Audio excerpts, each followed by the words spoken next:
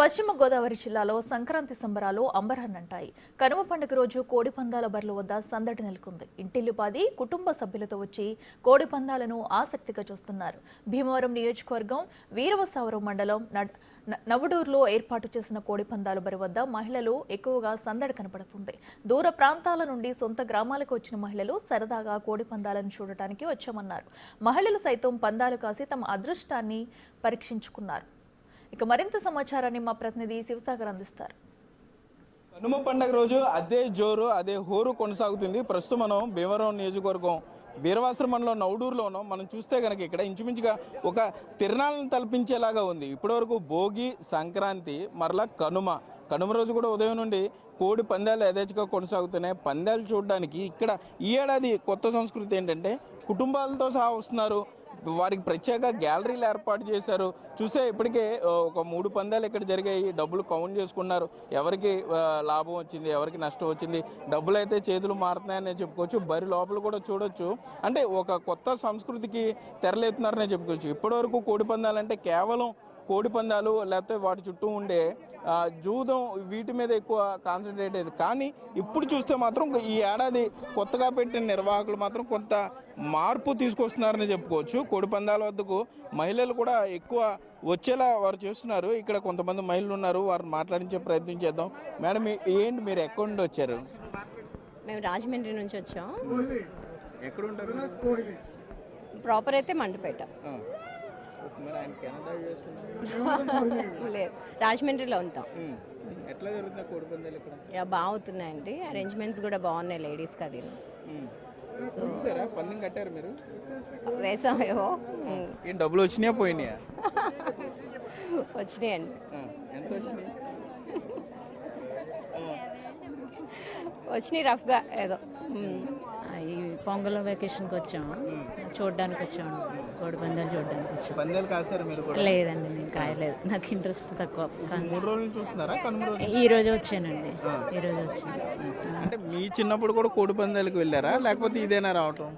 ఎప్పుడో చిన్నప్పుడు మా అమ్మమ్మ గారు ఊళ్ళో చిన్నప్పుడు బాగా చిన్న ఏజ్ లో చూసాను. మళ్ళీ ఇప్పుడే రావడం. ఏ ఊరు అది? అది జగ్గంపేట దగ్గర రాగంపేట అని అక్కడ చూసాను చిన్నప్పుడు, అంతే. ఇప్పుడు మీరంతా ఏం చేస్తున్నారంటే పిండి వంటలు, గొబ్బెంలో ముగ్గులన్నీ పోయి మీరు కూడా వచ్చేస్తుంటే ఇక కోడి పందాలు, అసలు సంక్రాంతి అంటే కోడి పందాలు అయిపోయేలా ఉంది. ఇప్పుడు దీన్ని లీగల్ చేయాలంటారా కోడి పందాలు? ఈ 3 days లీగల్ చేయండి, అంతే. ఓకే, మనం చూస్తున్నాం మహిళలు ఎంత పెద్ద ఎత్తున వచ్చి నిజంగా ఇక్కడ డిమాండ్ చేస్తున్నారనే చెప్పుకోవచ్చు. లీగల్ చేయండి అని కూడా అడుగుతున్నారు. ఈ 3 రోజుల పాటు ఈయన ఆస్ట్రేలియా నుండి వచ్చారంట. ఈ కోడి పందాలు చూడడానికి వచ్చారా? ఫ్యామిలీతో వచ్చామండి, వెకేషన్కి వచ్చాము. సో కోడి పందాలు మామూలే కదండి, మన పండగకి అయితే కోడి పందాలు మస్ట్ కదా.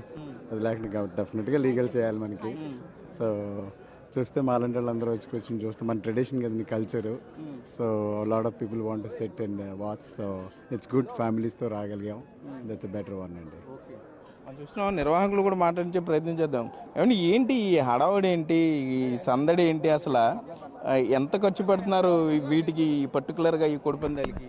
సార్, ఇక్కడ ఇదైతే చాలా ఖర్చుతో కూడుకున్న వ్యవహారం అండి. కానీ ఇక్కడ జరుగుతున్నది ఏంటంటే ఈ ప్రాంగణం అంతా కూడా నవడూరు జంక్షన్ అంటే ఫేమస్. నవడూరు అంటే కోడి పందాలకు పెట్టింది పేరు. కానీ ఇక్కడికి ప్రతి ఒక్కళ్ళు ఒక 7 టీం సభ్యులు అందరూ కూడా వివిధ గ్రామాల నుంచి ఉన్నా కూడా వాళ్ళందరూ భుజస్కంధాల మీద వేసుకుని ఈ కోడి పందాలు కాకుండా మహిళలకి సంబంధించి రంగవల్లులు, అలాగే యువకుల్లో కూడా క్రీడల్లో అనాసక్తి పెరగడం వల్ల, సరిగ్గా ఇది లేకపోవడం వల్ల కబడ్డీ పోటీలు, వాలీబాల్ పోటీలు ఇవన్నీ కూడా నిర్వహించడం ద్వారా ఏంటంటే ఒక గ్రూప్ ఆఫ్ పీపుల్ అందరినీ కూడా సంక్రాంతి అంటే ఏంటి, దాన్ని ప్రశస్తం అంటే ఏంటి తెలియజేయడానికి అందరినీ ఇక్కడ మీరు చూసారు, ఇప్పుడే మాట్లాడారు మీరు. విదేశాల నుంచి, అలాగే ఇంకా చాలా దేశాల నుంచి కూడా, అలాగే దుబాయ్, అమెరికా, చాలా అన్ని నుంచి కూడా ఇక్కడికి వచ్చి చాలా ఎంజాయ్ చేస్తున్నారండి.